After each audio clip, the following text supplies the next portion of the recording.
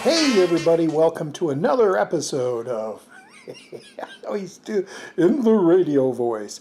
Another exciting episode of 31 days of B-movie horror, Halloween horror. Yeah, it's my I'm gonna watch B-movies all month. Yeah. And this one is a kind of a special one and an early good one. I'm going to probably try to do most of the classics, if there are classic B movies later, like near Halloween, and a lot of the cheapy ones, first get those out of the way, and enjoy them and laugh them. But this was actually a special release this week, and I had picked it up. I had it pre-ordered, and I had to watch it right away. I couldn't wait a month before, because we're only in the single digits. I couldn't wait an entire month to watch this because it's a special 3D presentation one. And I love 3D. Talking about 1953, I think. It came from outer space. Hold on, is it 53? Oh, I can't read it. Anyway, there it is. There it is. Let me get the glare off of it. Came from outer space. This is a Best Buy exclusive. It came out Tuesday for none other than $7.99. And it's been totally remastered. Why am I doing that when I could just turn the camera? Of course, let me fit in there. No, just turn your hand. You can only get it from Best Buy right now.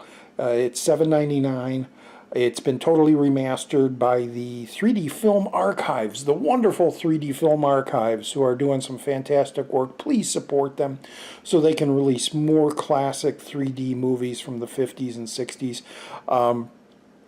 And you get the 2D version and the 3D version, along with commentary and some cool documentary and making of and trailers. And so yeah, I decided to watch this. To be totally honest, I only saw this movie once when I was very young. Didn't really remember a whole lot about it, other than whenever people brought it up. I mean, the imaging. You always saw the famous round spaceship in the mountain and the little man by the door. And I switched hands. I'm doing something different instead of over there. And then the alien-looking thing, which I'll talk a little bit later. And then the other thing that I always kind of remembered from this was that the professor from Gilligan's Island was in it. And he ends up playing like a bad guy. So, Russell Johnson. So, yeah, this is considered a real classic. This actually is a really decent movie, if you ask me. And I'm so glad they remastered it. It came from outer space. One of the B movies directed by Jack Arnold, who had done so many other great movies, Creature from the Black Lagoon, things like that, starring Richard Carlson and Barbara Rush, beautiful Barbara Rush in here. Richard Carlson also in a lot of Jack Arnold films, a lot of B movie monster movies. Yeah, it's great. It's great. The score is fantastic.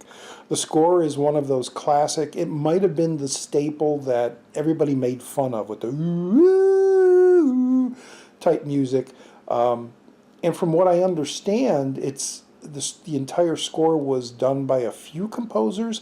One of them being Henry Mancini, the great Henry Mancini, who did all the Pink Panther music, and a bunch of other stuff.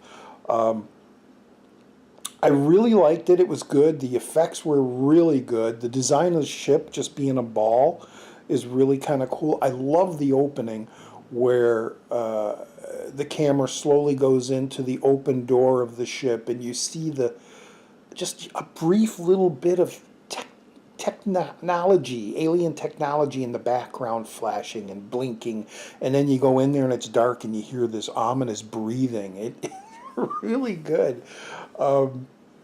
And of course, Richard Carlson and Barbara Rush come across, they see it, and they go investigate. And before anybody can get there to follow through, the aliens basically hide their ship with a avalanche. And so it's just like this big rocky mountain, and nobody believes that there's aliens here.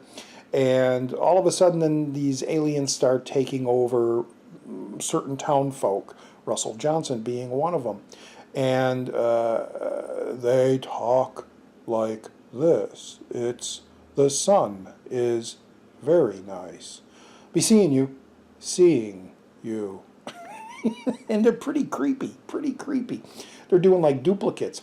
And what's really cool when they actually start explaining things near the end, because Russell Carlson is, trying to communicate with them. I want to see what you look like, and they eventually show that they look what they look like. Other than this glittery stuff of their path, when they walk, they leave like a glittery thing. They say basically that they wanted to. They wanted to use the forms of the humans so it wouldn't draw the attention away from them, besides that the human race destroys everything that they don't understand. And there's this really brilliant little scene between the sheriff and Carlson, who says that, look at that spider down there. Just because it has 8 legs and it chews sideways as opposed to up and down, what would you think about them? And the sheriff steps on it, and he's like, see, you're destroying what you don't understand. And basically these aliens tell Carlson that they just are trying to fix their spaceship because they crashed here by mistake, and they just want to leave and move on. Eventually they take his girl, Barbara Rush, and the sheriff creates this posse. We're going to destroy him. We got to destroy him. Who knows if they're not going to take over the world, and blah, blah, blah. And then there's this race at the end to try to tell the aliens that, the posse's coming, and I tried to help you. And he convinces the aliens to let them release, because even though they took the form of the humans, they kept them safe. They didn't kill them or anything. And he says, release them just to show you know that you're on good spirits with us. Good spirits, boy. And so they let them all out, and the posse comes, and Carlson gets the idea, let's blow up, because they're hiding in a mine. They said, let's blow up the entrance of the mine. When the sheriff and people get there, they're like, oh, well, I guess they're dead, But then, of course, well, I'm not going to tell you the ending. But really cool and different look for an alien. They use this cool point of view bubble eye, because they only have one eye, and it's like a point of view bubble eye, coming towards the person. And then when it attacks or captures the humans, there's like a white smoke, and then there's this thing behind them, like white something, that comes around them, envelops them, and they scream, ah! But it's a really cool effect. The alien itself, to be a funny guy, it looks like something you would see on HR Puffin stuff. The Croft show with the giant puppets, or like the Grimace from... But really, for the early 50s, it's a pretty damn cool, it's not humanoid. Like most alien movies, whenever there was an alien, they're like humanoid and they had bug eyes or something. But here it was created as this being, this form thing. Funny little thing is, like, whenever the humans that are taken over by the aliens, they never close their car doors. So when the town people, or when Carlson comes by to look for them, it's like, oh, they must be here because they left the car doors open. Another interesting thing about this, since this is remastered and cleaned up and everything, there's an intermission at about the 55-minute mark, which I was like, it's only got 20 more minutes to go. Why is there an intermission here? But there is. It's not a long one. It's like a little 30-second intermission, and then you come back to it. Yeah, it's really a cool movie. Like I said, for not seeing it since I was a little kid, to finally see it in its full glory, its full 3D glory. The 3D is fantastic, just as all the 3D Film Archives. I'll leave the link down there, 3dfilmarchive.com. Go there and read up on the history of 3D and what they're working on. They're working on much more, bringing these great classic 3D films to the present now in the very good 3D format for home theater television screens, 3D television screens. Lots of great stuff in there. There's nice depth in the thing. Being black and white photography is a bonus too. There's quite a few pop outs, especially like when the avalanche happens near the beginning and the rocks are coming out of the screen at you.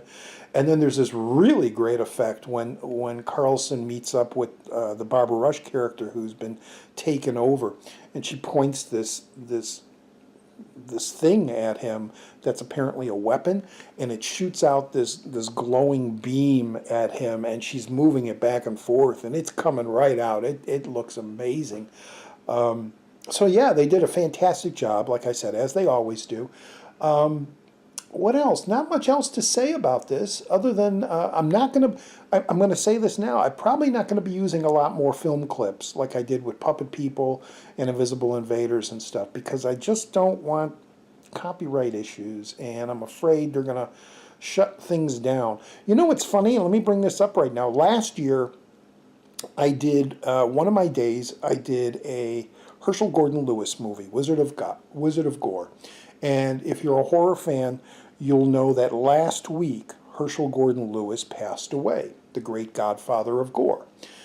A couple days after he passed, I got a major copyright strike, not a major one, just one of those copyright strikes saying, you're blocked in countries, your video is blocked, because I used footage of the movie. And it was this old gory movie that it never had a strike on it all the entire year. And I'm guessing because he passed, the studio took over his library, and then now they're being very strict. Even though I was praising the film, that's the whole point of these reviews that we do. We're praising them. We're wanting people to check them out, so it's publicity. But if they shut you down if you don't, if you're showing the stuff. So I clicked on it to see, okay, let me know what countries, because there's only maybe 2 other videos I have because of music things that says it's not going to be played in certain countries, and one's like Germany, and other one's Holland or something. This was blocked worldwide, but they didn't take the video down. They left it up, and they said that your video won't be seen worldwide, but they also put the caveat there saying, but you can keep your video up. Why keep the video up if no one's ever going to see the thing? So if you look at my 31 Days of Halloween from last year, you'll see one of the videos is missing, one of the numbers, and that's The Wizard of Gore. I figured if no one can see it, why do I even have it up? What's the point of having it up if no one can watch it? Anyway, that's all I got to say for today. I don't know what's next week or what's coming up, but like I said, I know near Halloween we're going to get more into the really good B movies, the ones that are well known and classic. You probably know which ones those are. But in the meantime, we're going to go through the whole library of really bad B movies, bug-eyed, giant, sci-fi, monster, alien movies, and it should be fun. So anyway. It's old Roger D. From Channel Downstar with his 31 Days of B-Movie Horror. Hope you enjoyed this one, and I hope you tune in to the next. All right, everybody. Happy October. Hope everybody's having a great month, and happy Halloween.